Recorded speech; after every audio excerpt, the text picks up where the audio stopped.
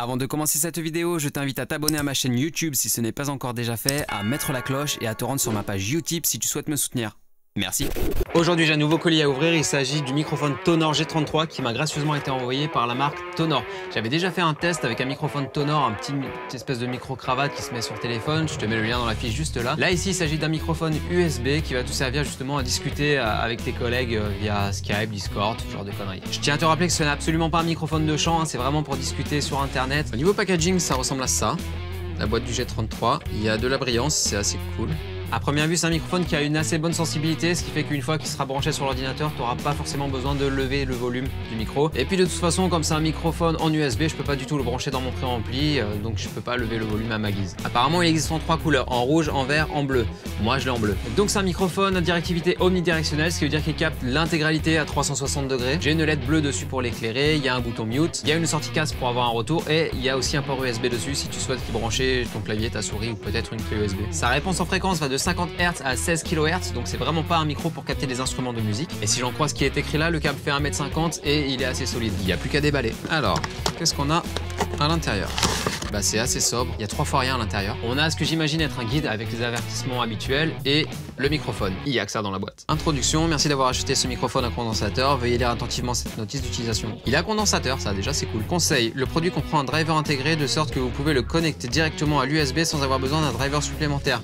Ça, c'est vachement cool. Mais bon, en même temps, en 2019, tout ce qui est en USB a des drivers intégrés. Alors, il y a bien la réponse en fréquence, mais moi, ce qui m'intéresserait, c'est plutôt la courbe de réponse en fréquence.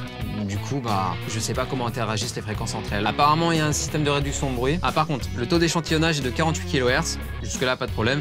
Par contre, le bitrate est de 16 bits. Va vraiment falloir un jour que je fasse une vidéo pour expliquer ce que c'est que le bitrate et le taux d'échantillonnage. Mais sache que à 16 bits, ton signal est moins bien retranscrit qu'à 32 bits, par exemple. Et à 16 bits, tu as plus de chances de saturer qu'à 24 ou à 32 bits. Il y a un potard pour le volume intégré là-dedans. J'imagine que c'est pour la sortie casque pour plus ou moins lever ou baisser le son du retour. Et puis voilà, hein, comme tout microphone USB, c'est une carte son intégrée à l'intérieur. Donc quand tu vas dans ton DAW, tu vas juste avoir besoin de choisir cette carte son là pour utiliser ce microphone. Donc apparemment il est compatible sur Windows et sur Mac. Je sais pas sur Linux.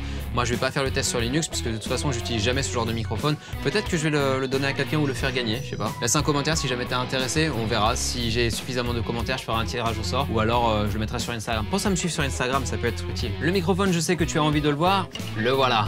Il est là, il est en plastique. Bon, apparemment c'est quand même du plastique renforcé, hein. Je veux dire le micro il est pas tout léger non plus, il est pas super lourd comparé à d'autres microphones que j'ai, mais c'est pas un truc super léger non plus. Je crois que dans le dernier unboxing j'avais déjà dit qu'il fallait que j'arrête de jongler avec les micros. En dessous il y a une sorte de grippe, hein, ce qui peut être pratique une fois qu'il est posé sur un bureau, ça évite qu'il bouge. Bon il bougera forcément quand même un petit peu, mais ça va réduire les mouvements et puis ça va être quand même assez silencieux si c'est sur un bureau en bois comme le mien. Le design est assez sympa, ça fait un petit peu futuriste. Après je suis pas forcément fan de ce genre de microphone. J'ai une petite bonnette anti-vent à mettre dessus. Anti-vent quand t'es en intérieur, c'est plus un anti-pop en fait. Les sorties USB et casque sont juste là à l'arrière du microphone et enfin le bouton mute il est juste là. Si j'appuie dessus, ça mute et ça démute évidemment. Et le potard de volume, bah, c'est le même bouton, il y a juste à tourner pour lever ou pour baisser le volume. Je pense que c'est le volume d'entrée du microphone. À vérifier, on va tester avec le test. Une fois connecté à l'ordinateur, la LED bleue s'allume juste là.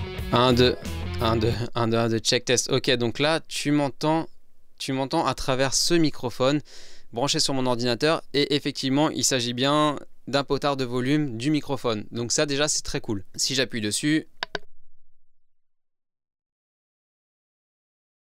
voilà, donc je disais, si j'appuie dessus, c'est muté, tu ne m'entends plus, il n'y a plus de signal sur l'ordi. Donc voilà, maintenant je vais mettre un casque quand même pour entendre ce que ça donne, parce que je suis assez curieux.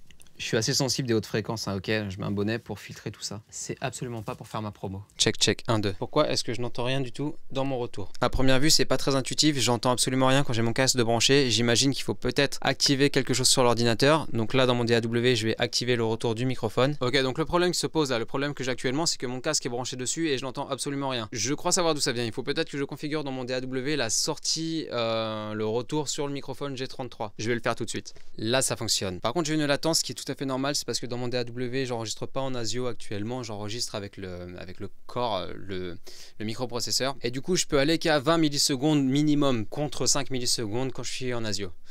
C'est très perturbant d'avoir un retour super décalé, franchement, c'est pour construire des phrases, c'est...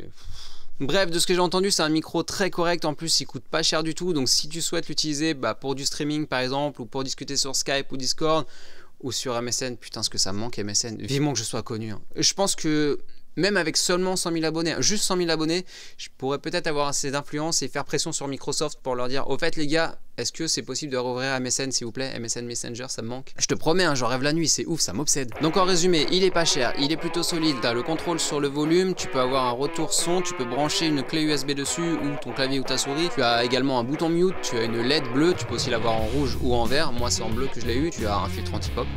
Très pratique. Comme tu peux l'entendre de par toi-même, le son est plutôt correct. Moi, j'ai plus qu'à te dire, abonne-toi à ma newsletter si tu souhaites ne louper aucune de mes vidéos. C'était Skyarn. Ciao!